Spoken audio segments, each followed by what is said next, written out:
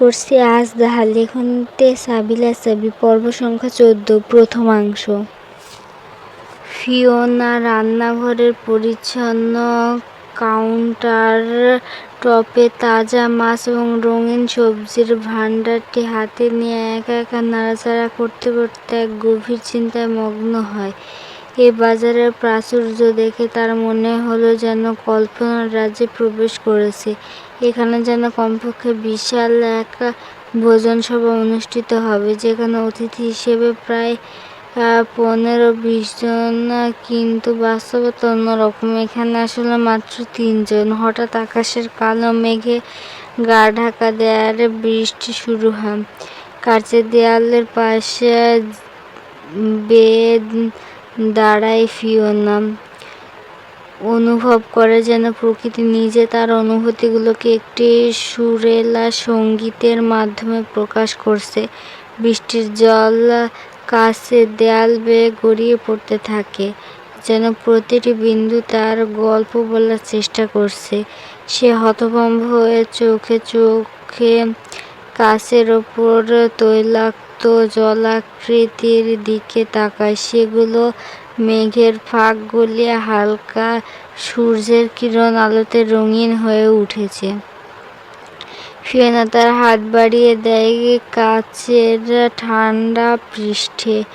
জলবিন্দুর স্পর্শ অনুভব করে। এই উজ্জ্বল পৃষ্ঠের সাথে তার সংযোগ যেন এক বিচিত্র আত্মিক সম্পর্ক তৈরি করছে, যা তাকে একান্ত করে দিচ্ছে প্রকৃতির সাথে। বাইরে ঝর্ণার শব্দে মিশে আছে তার হৃদয়ের তীব্রতা, যেন উন্মুক্ত আকাশের নিচে একটি নিত্যকালের আলাপ হচ্ছে। রান্নাঘরের ভিতরে থেকে দৃশ্য যেন এক শিল্পকর্মের মতো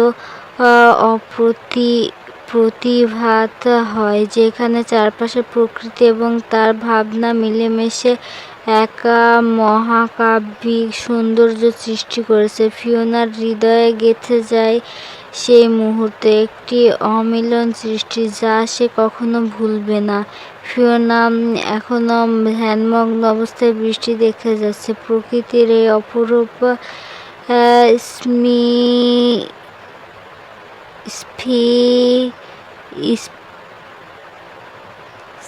সিম্ফনিতে নিজেকে হারিয়ে ফেলেছে সে। হঠাৎ একটি গভীর এবং শক্তিশালী পুরুষের কণ্ঠস্বর তার ভাবনায় বিঘ্ন ঘটায়। কি ব্যাপার? তোমাকে কিচেনে পাঠিয়েছে রান্না করতে, আর তুমি এখানে দাঁড়িয়ে বৃষ্টি বিলাসে মগ্ন। ফিওনা দ্রুত পেছন ঘুরে দাঁড়ায়। জ্যাসপার কিছুটা অবাক হয়ে যায়। এতদিন ফিওনাকে চাইনিজ পোশাক পরিধান করেছে, কিন্তু আজকের এই রূপে সে যেন এক নতুন রূপে অভিভূত হয়ে বাইরের বৃষ্টির মনোরম প্রাকৃতিক সৌন্দর্যের সাথে ফিওনার সৌন্দর্য মিশে একাকার।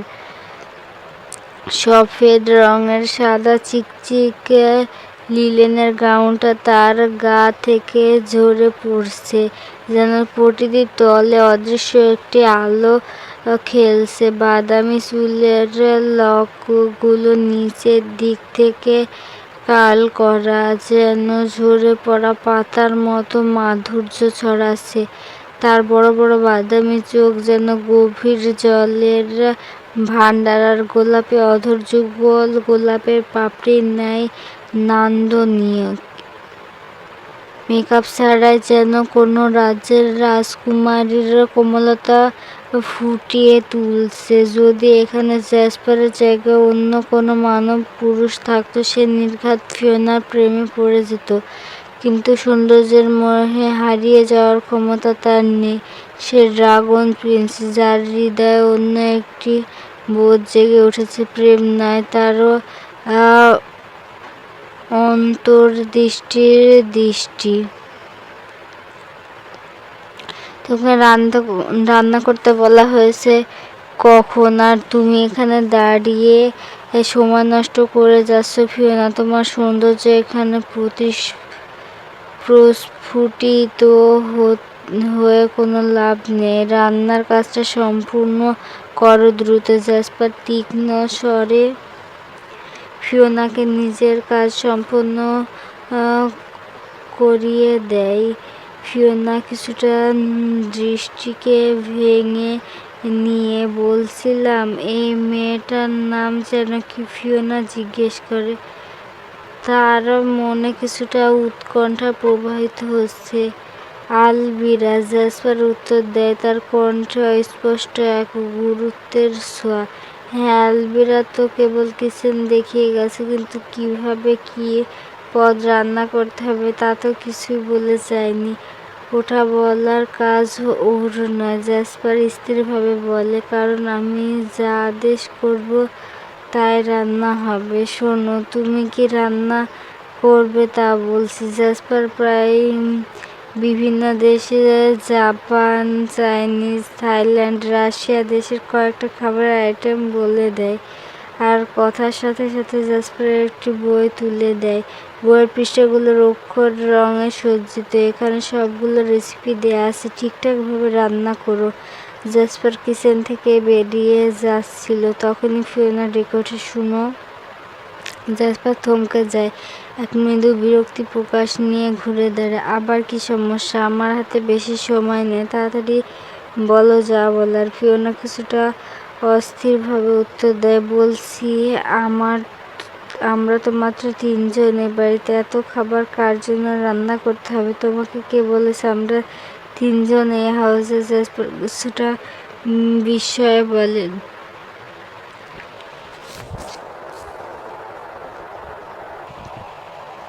তুমি সহ আরো 5 জন। মাত্র 6 জনের খাবার, অথচ রান্না করতে বলছো যেন 20 জন খাবে। ফিওনা হতভম্ব হয়ে বলে, তো তোমার মতো কি এখানে সবাই দুর্বল মানবী? জ্যাসপার জিজ্ঞেস করে। সবাই ড্রাগন, তাই তাদের খাবারটাও বেশি খেতে হয়। আর একটাও প্রশ্ন করবে না, রান্না শুরু করো। কিছুক্ষণ পর পর আলভিরা এসে তোমাকে দেখে যাবে। জ্যাসপার এর বক্তব্যে যেন একটি আদেশের মতো, যা আকাশে উচ্চারিত বজ্রপাতের মতো। ফিওনা কিছুক্ষণ নীরব থাকে, এরপর গভীর নিঃশ্বাস নিয়ে রান্নার কাজে মনোযোগ দেয়। মনের মধ্যে জ্যাসপারের কথাগুলো প্রতিধ্বনি হতে থাকে। রান্নাঘরের পরিবেশটা তার জন্য এক অচেনা অথচ কঠোরতম চ্যালেঞ্জ। মিস্টার চেনসিং এর মুখে একেবারে অস্থিরতা এবং বিরক্তির ছাপ। ল্যাবের ভেতরে সামনে বসে থাকা ওয়াংলির দৃষ্টি গভীর এবং তীব্র। মিস্টার ওয়াংলি চেনসিং তার সোজা হয়ে বসার মাঝে বললেন, আজ 3 দিন হয়ে গেল আমি ফিওনার কোনো খোঁজ পাচ্ছি না। আমাদের উচিত এই ড্রাগনকে মুক্তি করে দেয়া, আর আমি আজকে ড্রাগনটাকে মুক্ত করতে চাই। ওয়াংলি কিছুটা অস্থির হয়ে বললেন, মিস্টার চেনসিং। তিনি দৃঢ় কণ্ঠে বললেন, আপনাকে তো সেদিনই বলেছিলাম ফিওনা একদম ঠিক আছে, যেখানে থাকুক। ওরা আমাদের ভয় দেখাচ্ছে। চেনসিং এর মুখে চিৎকারের প্রস্তুতি যেন স্পষ্ট। আপনি প্লিজ। তিনি কিছুটা উচ্চ কণ্ঠে বললেন, আর একটা কথা বলবেন না ওয়াংলি? আমি আমার নাতনিকে ফেরত চাই, আজকের মধ্যে, ব্যাস আজকে। এরপর মিস্টার চেনসিং তার দীর্ঘ আঙুল দিয়ে সিক্রেট রুমের দরজায় পাশে ডিসপ্লে প্যানেলে রাখেন। প্যানেলের ওপর সেকেন্ডের হাতের মতো নরম সুরে প্রতিটি অক্ষর স্থির হয়ে যায়।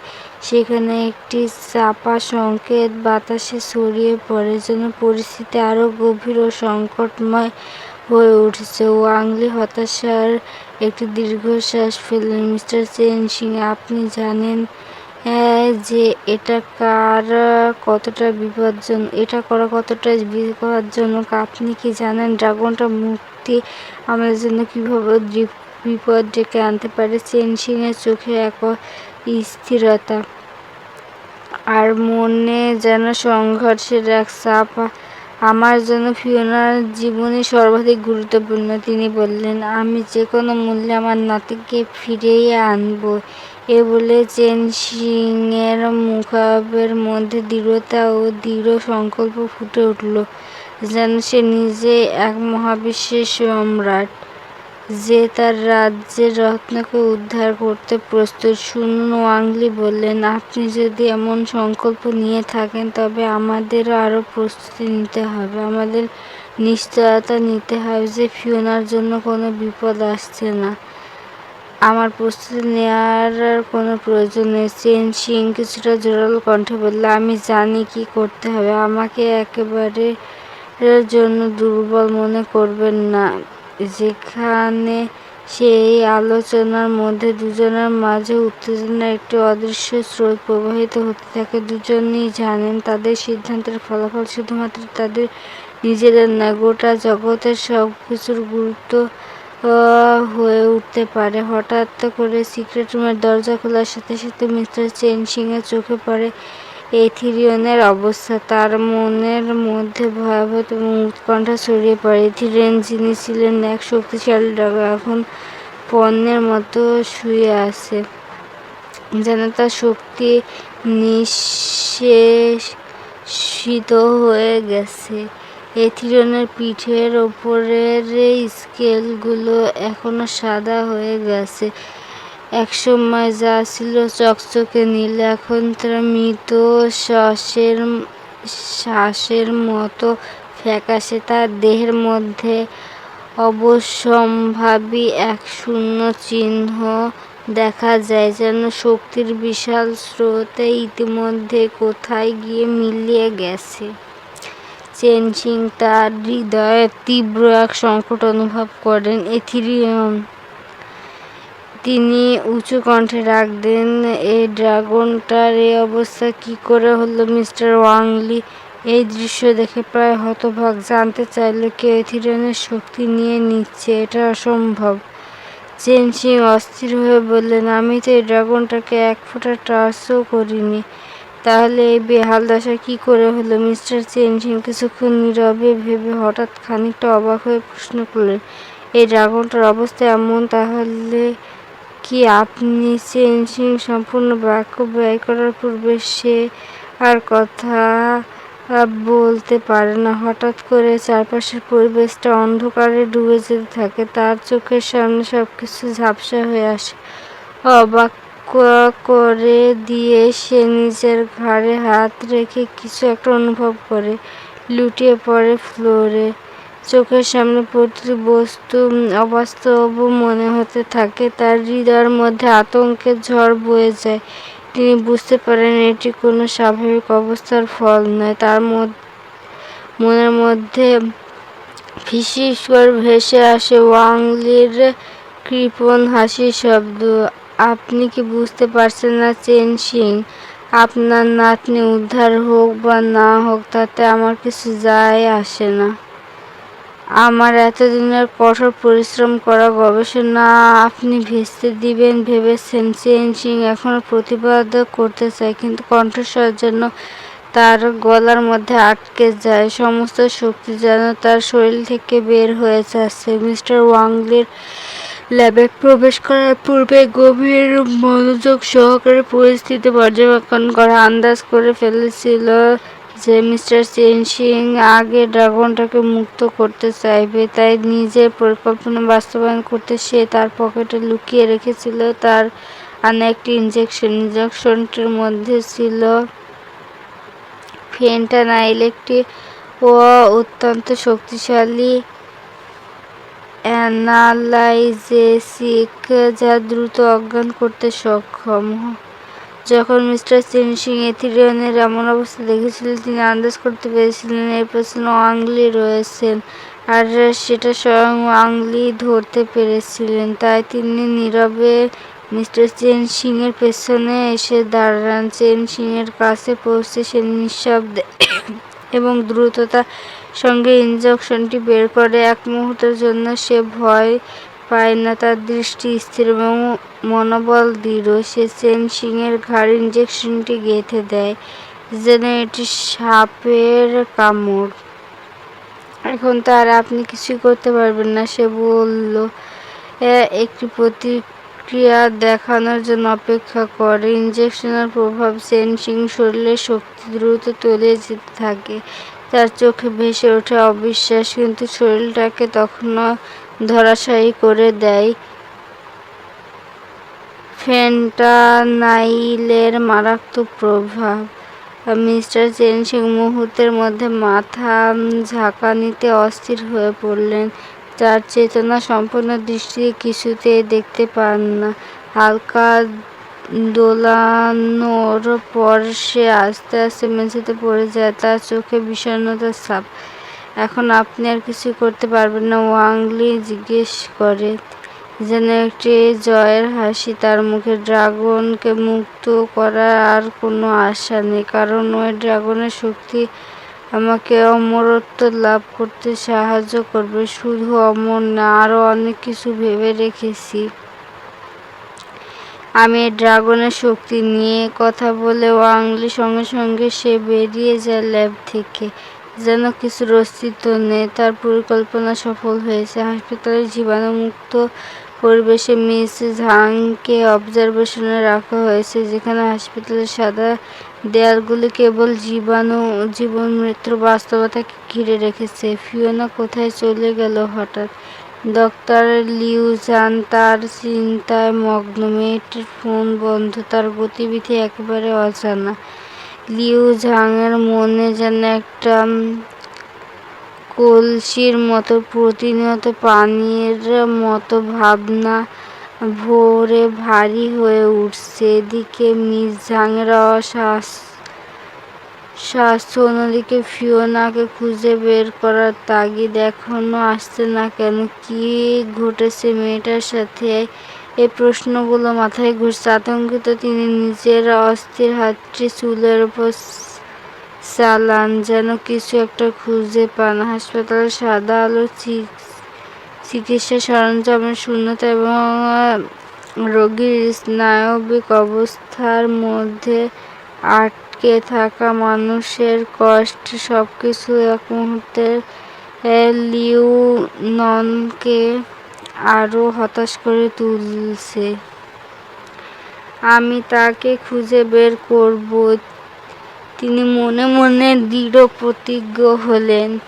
এর মধ্যে মনে একটি প্যানিকের বোধ সৃষ্টি হয়। ফিওনা, তুমি ঠিক আছো তো? লিন আর লিয়া ফিওনাদের বাড়িতে প্রবেশ করে অবাক হয়ে যায়। সমস্ত বাড়ি জুড়ে নিস্তব্ধতা, যেন সময় থমকে গেছে। প্রতিটি কোণায় ফিওনার উপস্থিতি চায়, তবে সে নেই। হতাশা তাদের হৃদয়ে কষ্টের একটি টান তৈরি করে। ফিওনা কোথায়? নেই। লিন মৃদু গুঞ্জন করে, কথাগুলো বাতাসে ভাসতে ভাসতে খুঁজে পায়, তবে উত্তর আসে না। আমাদের এখন কি করা উচিত? লিয়া মাথা নিচু করে বলে, এতদিন পর এখনো সে ফিরে আসেনি।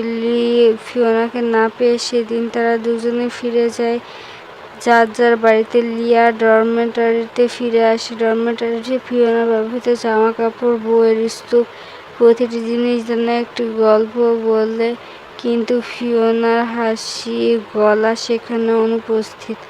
লিয়ার মনের মধ্যে উতলা থাকা অসহায়তা যেন একটি সুনির্দিষ্ট উপলব্ধি ছিল। এখন তার সঙ্গী না থাকায় এই স্থানটি শূন্য হয়ে গেছে। কোথায় চলে গেলে ফিওনা তুমি?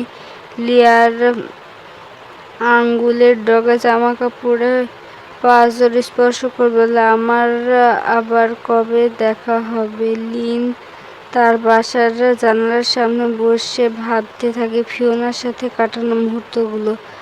মুখে এক কঠিন রেখা ফুটে ওঠে। সে ফিরবে, আমার বিশ্বাস ফিওনা ফিরবে, তবে ভিতরে সে নিজেই জানে যে চিন্তাটি সেই ফাঁক বাড়ি নিস্তব্ধতার মধ্যে ভঙ্গুর। কখনো কখনো একা থাকার এই সঙ্গী মুহূর্তগুলো যতই বিরক্তিকর হোক না কেন, ফিওনার অভাবের জন্য তারা যেন অন্তরালে এক অদৃশ্য দেয়াল বাধা প্রাপ্ত। তাদের হৃদয়ের অতলান্ত দুঃখ এবং প্রত্যাশা ফিওনা ফিরে আসার। ধন্যবাদ সকল।